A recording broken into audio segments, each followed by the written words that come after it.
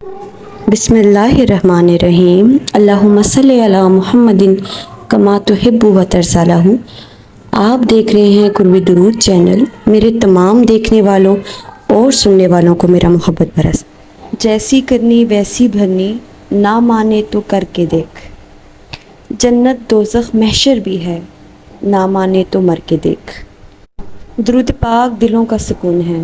آج میں آپ کو ایک شخص کی ایسا درود پاک کا ایک معجزہ ان کے ساتھ، جب وہ مشکل وقت میں تھے انہوں نے درود پاک پڑھا تو اللہ تعالیٰ نے ان کو کیسے اس مشکل سے نکالا۔ اور یہ مشاہدات آپ کو بتانے کا مقصد بھی یہی ہوتا ہے کہ ہمارے دلوں میں درود پاک کی محبت اور پختگی کے ساتھ، انسان جو ہے نا فطرتاً بہت بے صبرا ہے، وہ ہر چیز میں یہ چاہتا ہے کہ اس کو جلد از جلد چیز مل جائے، وہ کوئی بھی عمل کرے تو اس کو فوراً رزلٹ ملے۔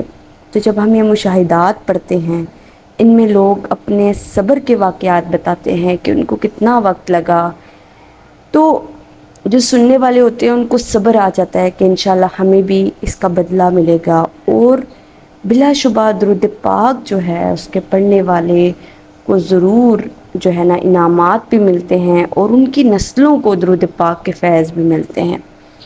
تو درود شریف کی برکت سے آپ کی دعائیں قبول ہوتی ہیں اور آپ کو اپنی زندگی میں رنگ اور خوشیاں ملتی ہیں، خیریں ملتی ہیں، برکتیں ملتی ہیں، اور یہ حقیقت ہے کہ آپ کے رویے میں، اخلاق میں سوارات آتی ہے، خوبصورتی آتی ہے۔ دیکھیے جب ہم درود شریف کے ساتھ جڑ جاتے ہیں تو ہر خیر کا دروازہ ہم پر کھلنے لگتا ہے، ہر خیر کا عمل ہم سے سرزد ہونے لگتا ہے۔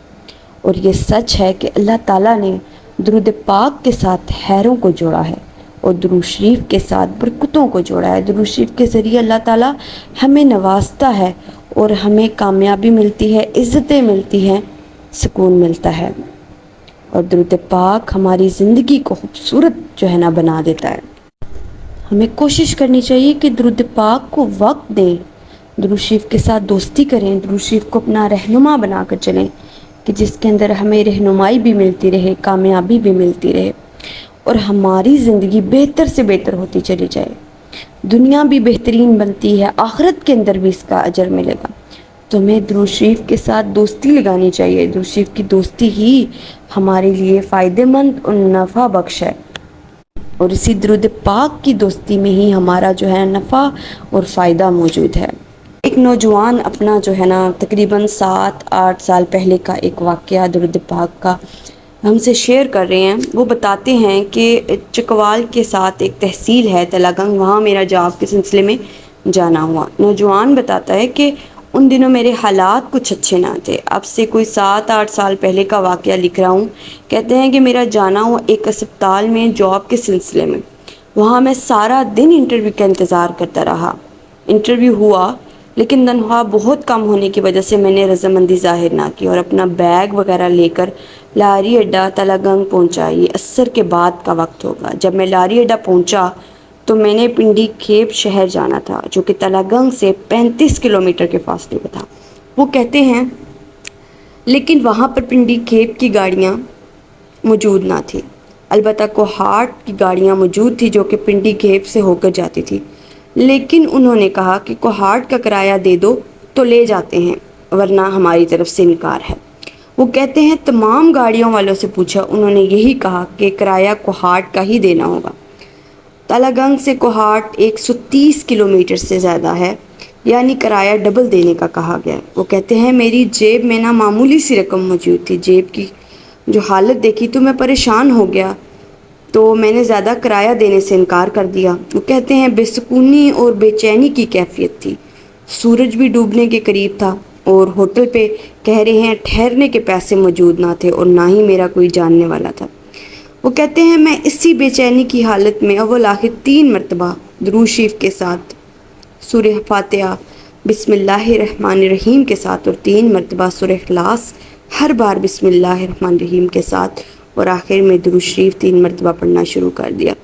وہ کہتے ہیں اس عمل کا نام جو ہے نا ناممکن کو ممکن بنانے والا عمل ہے، اور کہتے ہیں کہ واقعی میں نے اس کا جو ہے نا معجزہ دیکھا، اور یہ جو ہے دلوں کو مظہر کرنے کے لیے اس وظیفے کے اندر نا طاقت پوشیدہ ہے۔ کہتے ہیں خیر میں 10-15 منٹ یہ وظیفہ پڑھتا رہا، ہائیسٹ جا رہی تھی تو کہتے ہیں پٹھان نے مجھے آواز دی کہ سنو بھائی آ جاؤ۔ میں نے کہا کہ میں نے تو پنڈی کھیپ جانا ہے اور آپ لوگ کہاٹ کا کرایہ مانگ رہے ہو، میں نے پنڈی کھیپ کا کرایہ دوں گا۔ تو خیر وہ راضی ہو جاتا ہے اور پٹھان نے کہا او یار کر لیں گے، بیٹھ جاؤ۔ وہ کہتے ہیں میں بیٹھ گیا اور گاڑی چلنے لگی۔ کوئی 10-12 کلومیٹر کے بعد پٹھان کنڈکٹر نے کرایہ وصول کرنا شروع کر دیا۔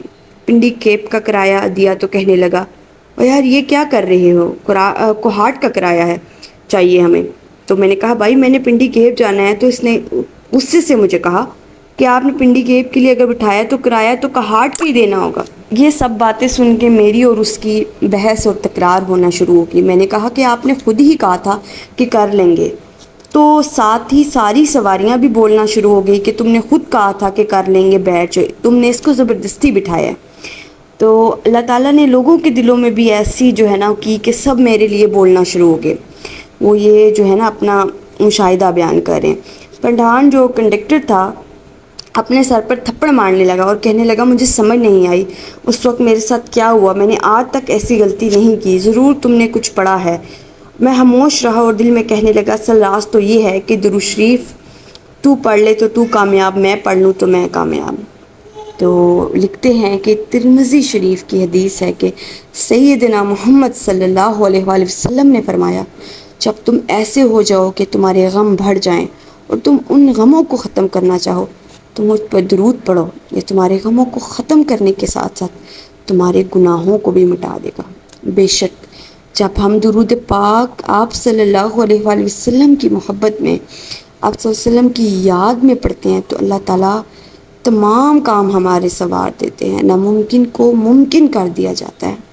اور یاد رکھیں جب دکھی دل، پریشان دل جب تڑپ کر درود پاک پڑھتا ہے نا اللہ اور اس کے حبیب کی مدد طلب کرتا ہے تو مدد ضرور آتی ہے۔ تمام کام جو ہے نا اللہ پاک غیب کے نظام سے ہے نا صحیح فرما دیتے ہیں۔ اس لیے دلوں کا سکون ہے درود پاک، زندگیوں کو سنوارنے کا راز ہے درود شریف میں۔ درود شریف کو اپنائیں اور لوگوں کو بھی اس کی دعوت دیں۔ یہ جو ہے نا ایک بے چین اور بے سکون زندگی میں نا راحت کا سامان ہے۔ اللہ تعالیٰ مجھے، آپ کو، ہم سب کو کثرت کے ساتھ، محبت کے ساتھ، یقین کے ساتھ درود پاک پڑھنے والا بنائے۔ آمین ثم آمین۔